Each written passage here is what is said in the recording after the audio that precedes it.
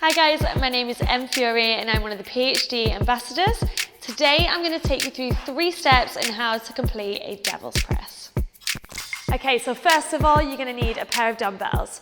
Now there is 2 ways to do this. You can either jump the feet back, chest to floor, you're holding the dumbbells, I'll show you in a second, or you can do a push-up. I'm going to do chest to floor, requires no push-up, but first of all, obviously you're going down, jump the feet back, chest to floor.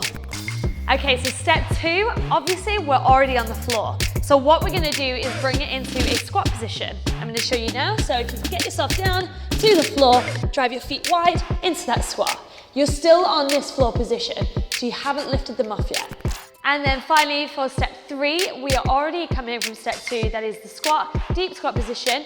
What we're gonna do is swing the dumbbells all the way to the sky, and then we'll obviously be going back into the next rep, where I'll be able to show you the full movement, okay? So we're obviously back into the step 2, we drive through, up through the middle, we're gonna drive it down, back through